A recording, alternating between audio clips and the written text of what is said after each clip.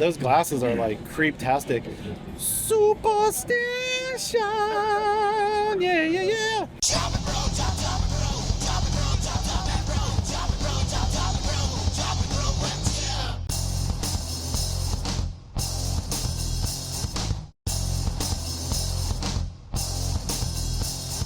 What's going on, everybody? It's Chop and Brew. We're on location at the Wandering Tortoise in Phoenix, Arizona. We got the moon, we got the sunset, we got Jared Robert.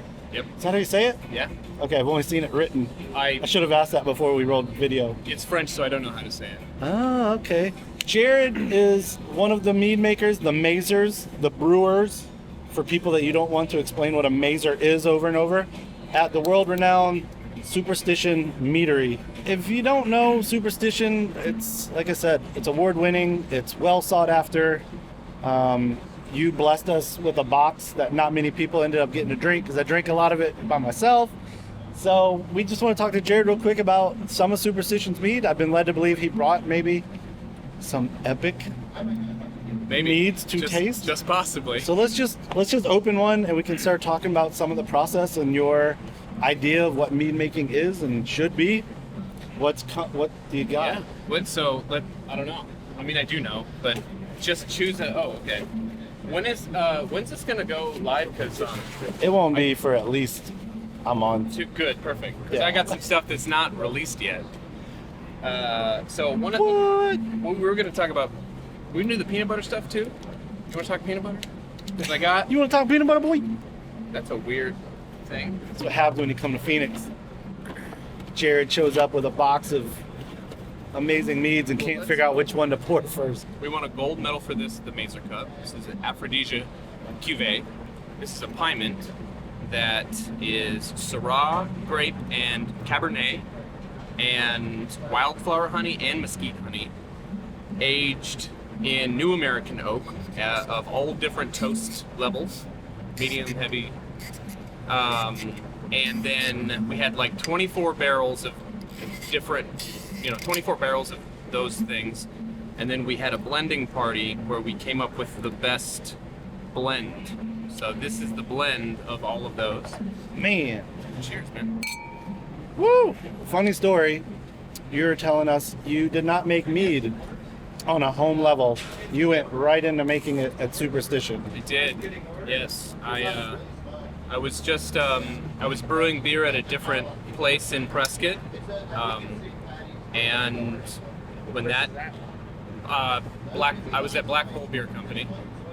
Not there anymore, right? Yeah. So Black Hole closed, and then just before they closed, we parted ways, and I talked with Jeff, the owner of Superstition, because I knew him, and that was basically a month later. I had a job there. I was serving and doing some other stuff, kind of working my way into the brewery at the time, and but yeah, eventually, like almost 4 years later, I'm running the show, so it's pretty good.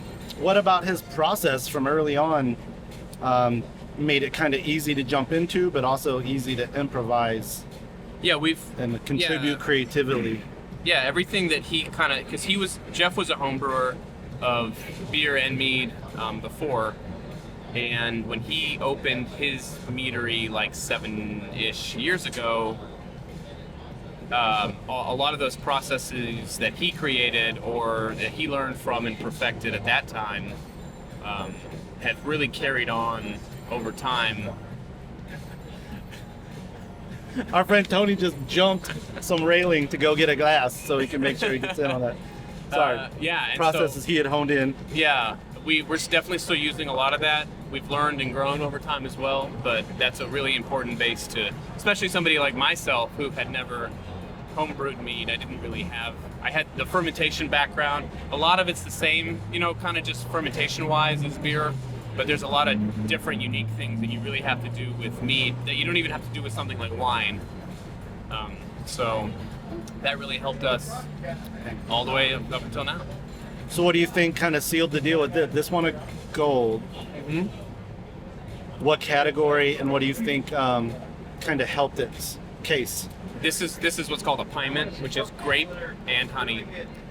And if we were to put anything else in this, we could not have entered it into the Pyment category, even though the base is still like, It's basically a wine meets mead. yeah, But in this case, it's a bunch of different, grapes. yeah, Yeah, and the barrel.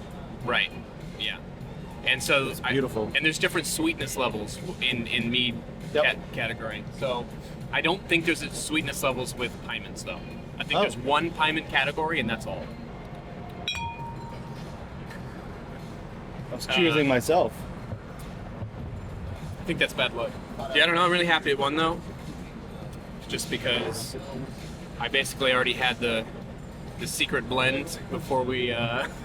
You were saying that you had a blending session, but you kind of went into it already knowing. Yeah, I had the secret scoop.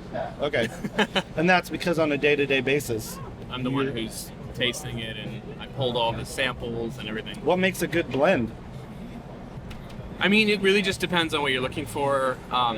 So the runner-up blend ended up being what we're going to release to our guild this year. And not that it was like bad or whatever. It's just that it was more oaky. That blend had a lot more fresh oak in it, and we took that blend and we blended it, and then we put it into a new oak barrel once again. So it's like a double oaked version of this kind of.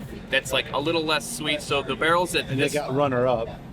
but we not like runner up in a bad way though, just in a different Right. way. We kind of decided that this would be a better one to release now. Yeah. And that we wanted to double oak the other one since it was already oaky. We wanted to just bring the oakiness even stronger. And so we just put that in a barrel for another 6 months, and that's what we're releasing to our guild. Yeah, it's got a wonderful kind of red wine, oak, deep raspberry, deep cherry. Sweeter. One of the sweeter things I think that we do. Oh, really? Okay. Yeah, it's not as oaky really. I mean, it's not as tannin forward. You got stuff that's more tannic. Yeah. Oh, okay. Yeah. This is pretty mild, pretty smooth. I mean, the other one is a lot more tannic, in a good way. So with some of the barrels that this is in, we will reuse our new oak barrels several times. And in this case, some of the barrels that these were in were like Berry White was in it before, or previous years of Aphrodisia, that kind of a thing. So there's a lot of flavors and a lot of things have been through those barrels. So that's what's in here. So that's a lot of that fruitiness you're tasting is probably from the Berry White barrel. So it's got that white chocolate, that vanilla coming through from the barrels of previous Really? Okay. years. Yeah. Thanks for sharing that. Gold medal Mead. So what do we got here?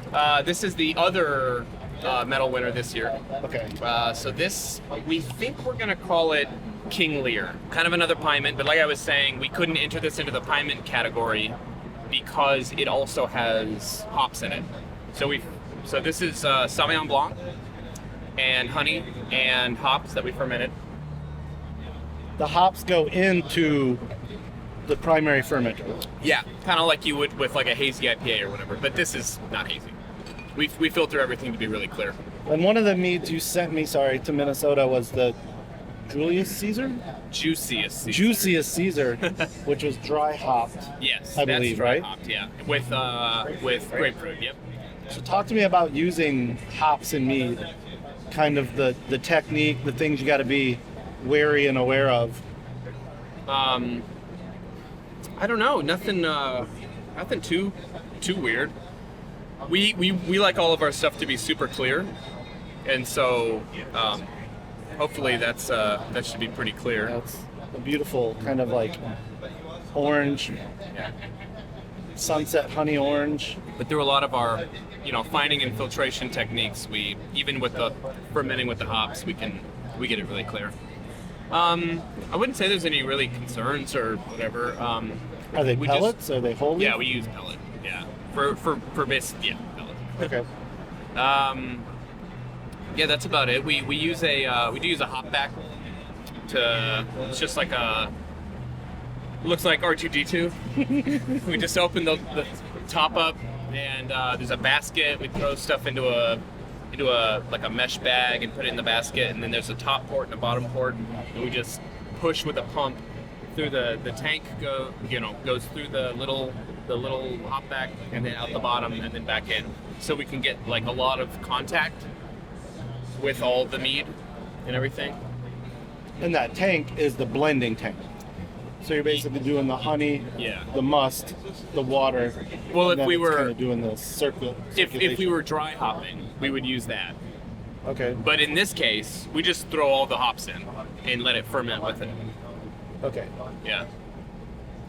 So like with Juicy Caesar. Yeah, we is dry what hopped you were just it. talking Yeah, about. yeah. Okay, I gotcha. But this, you're just like treating it as if you're leaving grape skins in almost. Yeah, You're just like, boom. Yeah.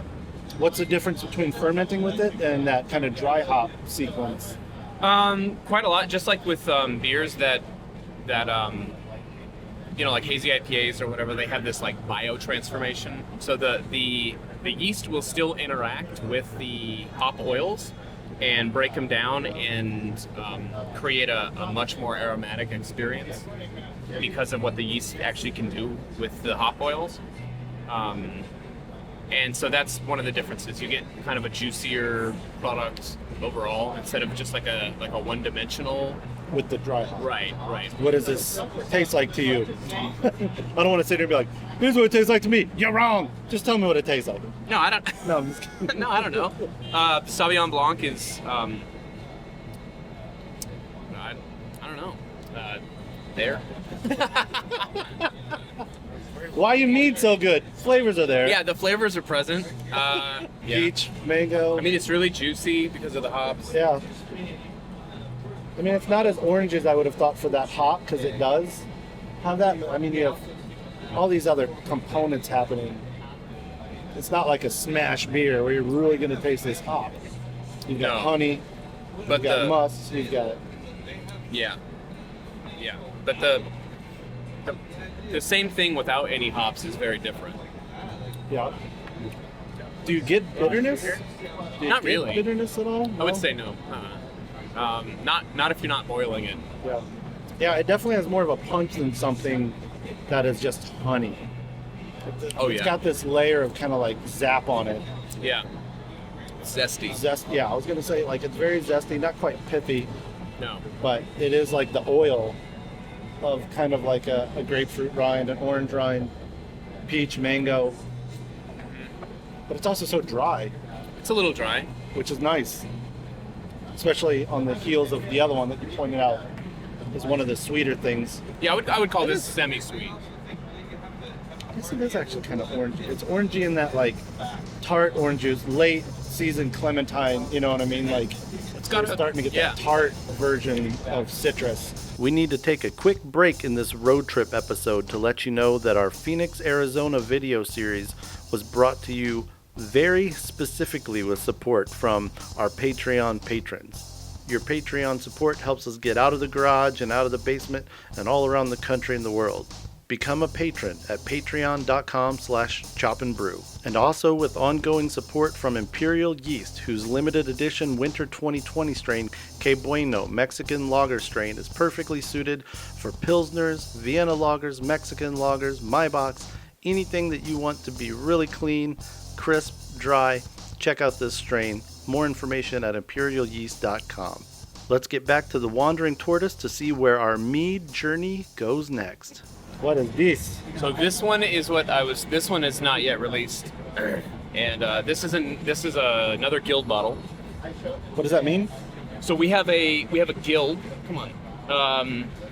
At Superstition, that's right. Yeah. Kind of like a membership society of sorts. Right, yeah. It's like, this is awesome that you brought this. This is so nice of you.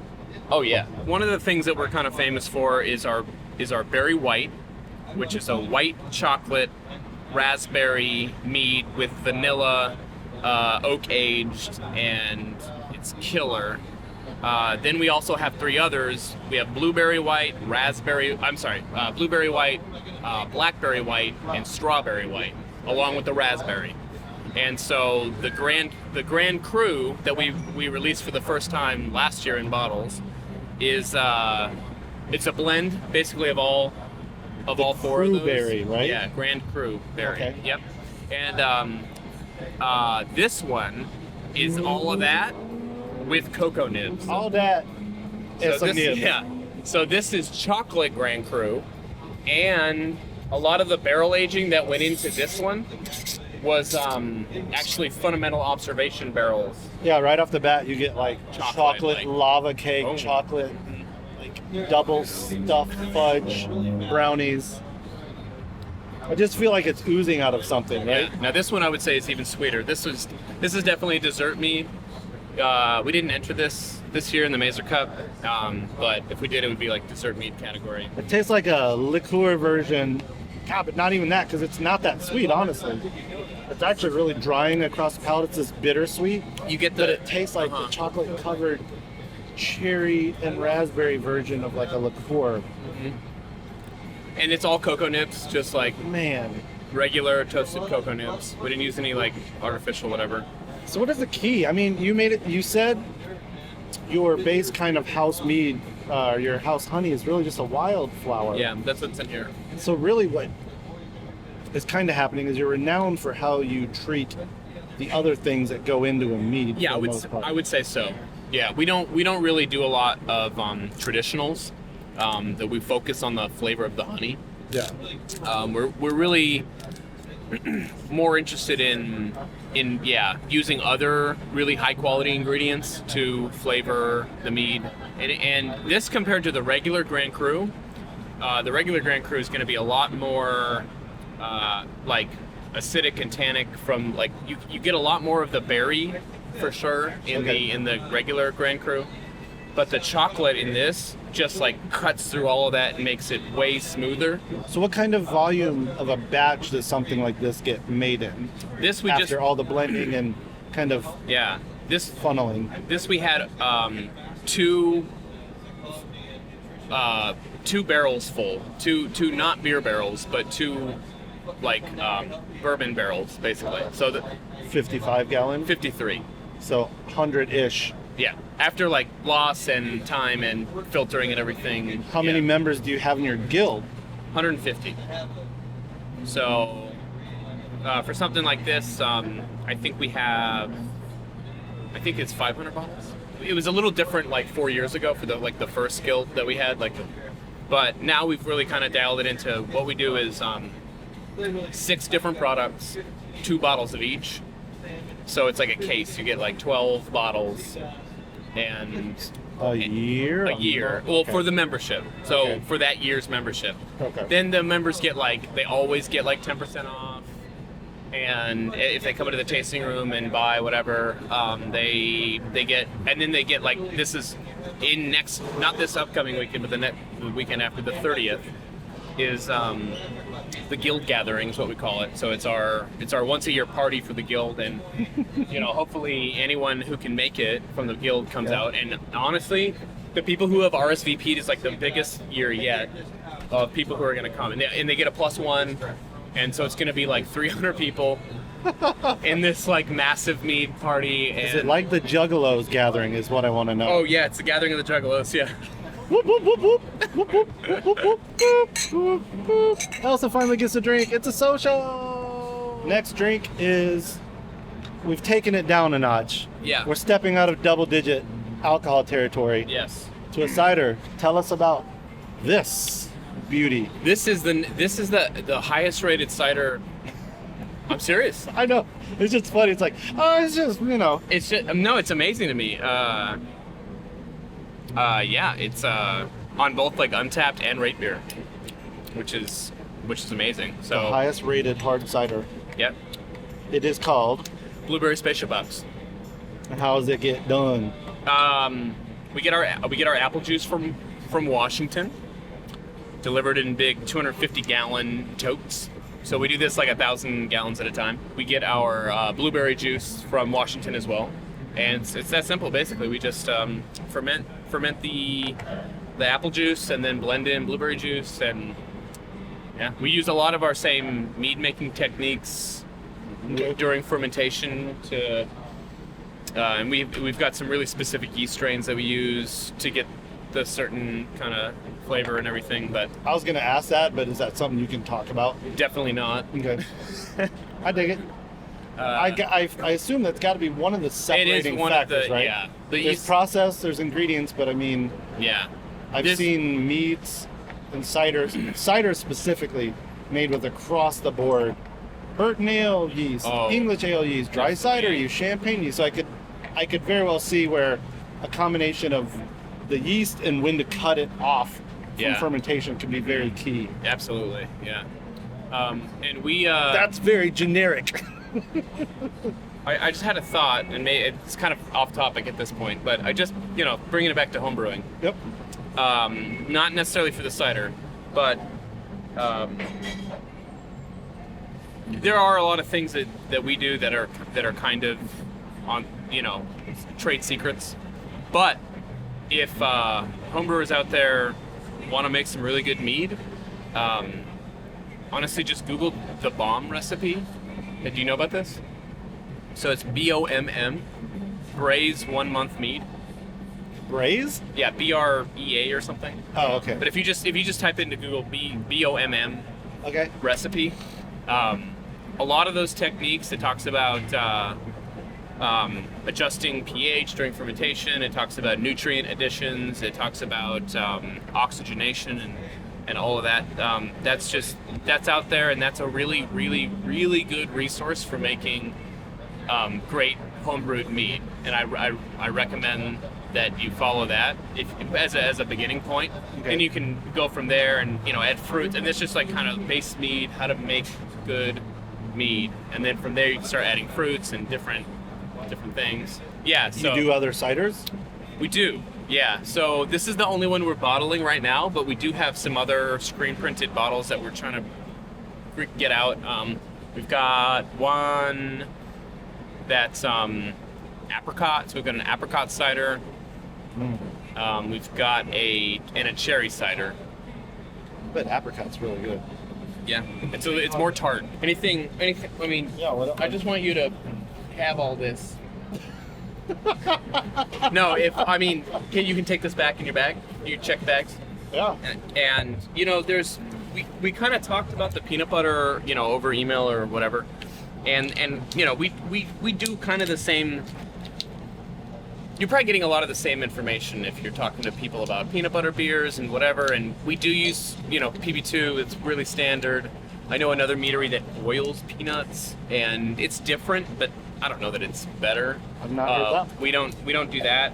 I can't get this open, but this, so what I can say is, one thing that I can tell you that's a little different with what we do is something like peanut butter jelly crime is it's a peanut butter mead, and with peanut butter jelly mead, easy, whatever, PB2.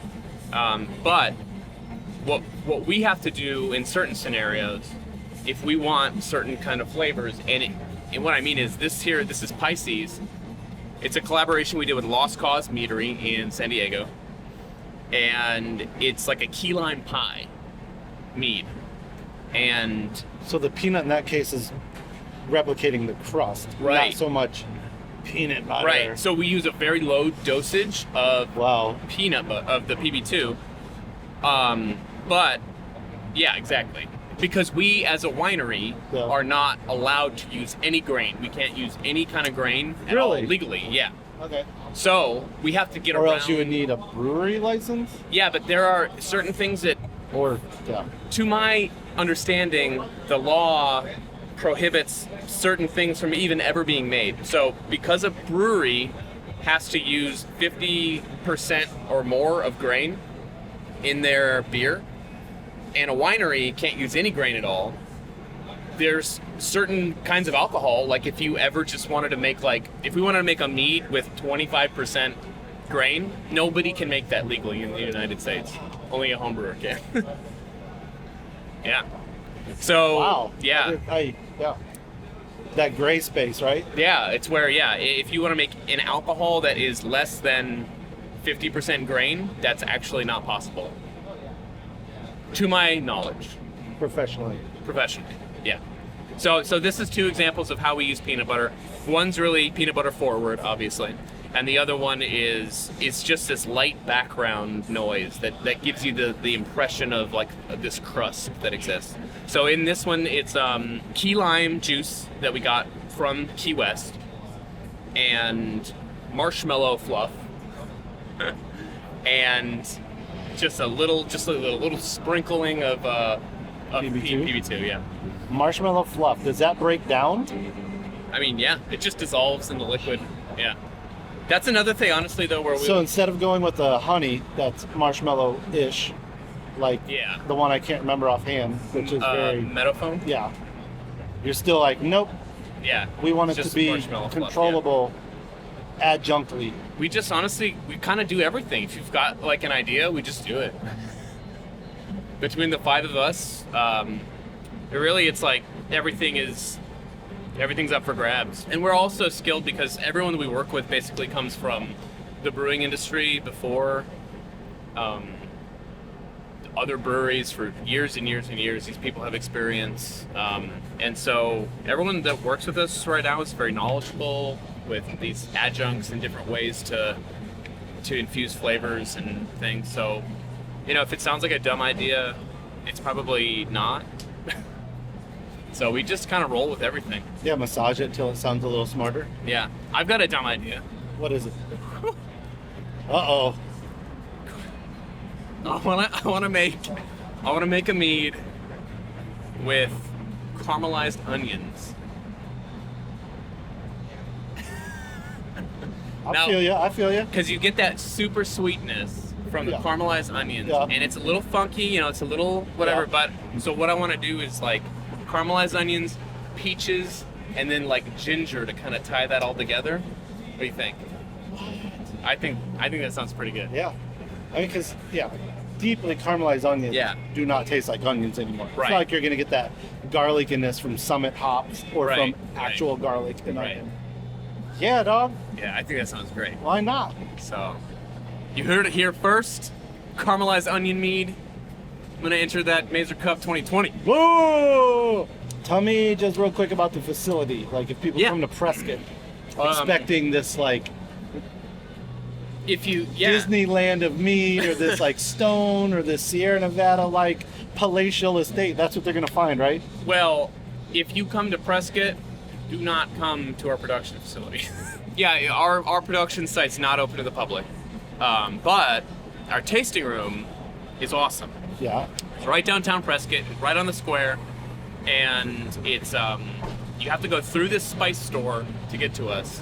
We're downstairs in the basement. It's super cool, kind of speakeasy like, and we probably got like 40 meads available right now down there.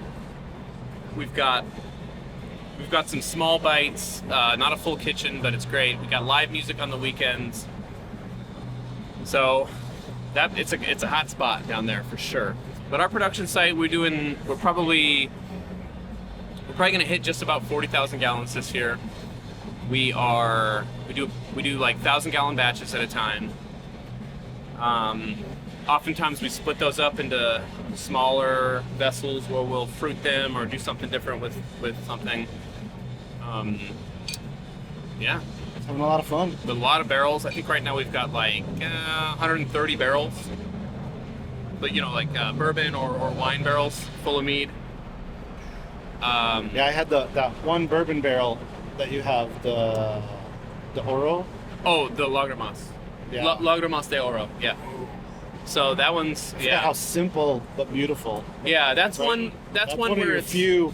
That would be a traditional mead if it wasn't being run through an oak barrel. Yeah. But we're doing one where we take that same one, Yeah. but then after it's been in a bourbon barrel for 6 months, we take it out and we put it into another bourbon barrel for 6 months. And we're gonna keep doing that Bourbon barrel. for, I don't know, forever. We'll see when that ends. Have you seen like a mead making culture rise kind of from around Ooh. you on the home side because of like inspiration or? In Prescott? Yeah. No. Arizona though has some mad mead makers. Oh yeah, gotta shout out Carvin. He's Carvin Wilson. yeah. I don't know if these are the right ways for the. I don't for the camera. Well, the W's definitely right. The W doesn't matter, but it depends on if it's I think you had to switch your hands. Did he win some stuff at Mazer? He definitely did. I think I saw him win at least one. Yeah. Yeah, he's the homie for sure. He always hooks it up. He always gets the party room at the Mazer Cup and everything. So, yeah, he makes excellent mead. Yeah. I never met him. I'd only heard about him. Then he came to Minnesota at the end of January to present at Mash Out, and he brought like 40 honeys and like yeah, he a was the grip honey of guy. toothpicks, Yeah, and it was just yeah. like, taste this, taste this. There's honeys from like Africa, and honeys from Asia, and honeys from every state in the union, and honeys that taste like molasses. And I was just like, Yeah. and he brought my favorite mead. He brought was a Creole mead. It was basically I can't remember the honey base, but it was a unique honey, of course. But then it had Zatarans, like Cajun seasoning, which sounds crazy, but like totally worked. Yeah. All right, dude, we can wrap. Let's wrap this up officially, man. This is more time than I could have asked for. We've lost the sun, but we still got the moon. I think that, yeah. Cheers, man. Thank you Cheers, for coming here and having me. Yeah. Cheers to Elsa, moderating the or monitoring the audio. And her Tony patience. for surviving multiple jumps over the railing. Yeah. Cheers, man. Thank you very much. All for brew. Brew for all. I almost didn't say it because I was like, I don't know, you know, some people don't know. I'm a huge fan. I've been watching you for 10 years, man. I'm the hugest fan. I've been watching you since the start. Dream come true. That's what Jared said. Not me. I didn't say that. I wasn't like, that was a dream come true for you, right, bro? All right, chop for chop then. Oh, brew for brew. Okay.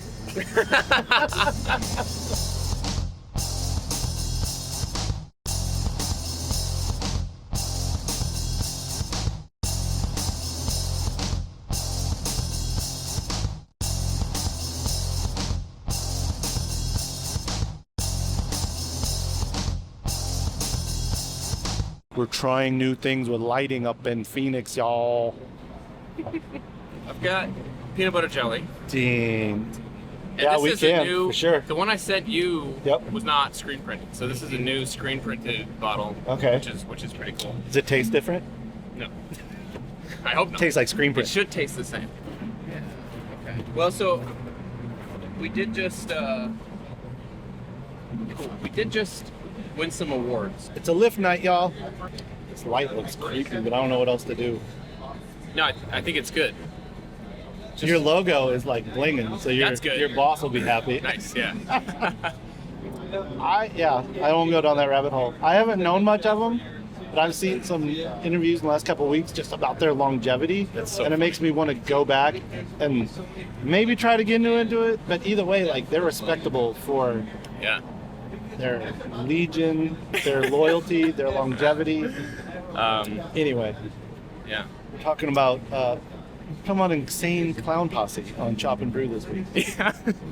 This week on Insane ICP and Brew. Whoop and brew, whoop whoop whoop. Whoop. You make a whoop berry, Whoop whoop. Yeah, we should. a grand whoop. I'm so happy you said that. I swear I was gonna joke about putting on some, like while we were driving over here, I was gonna make a joke about I could put on some of that, ICP some face ICP. makeup? Yeah. No.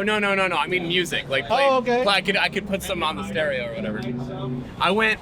So like when you had I think you just released like a thing on Brewing TV. We were in Cleveland. We were talking about my job in Cleveland before. We were coming back to Prescott, and you had just dropped the episode on Tallgrass in Manhattan, Kansas.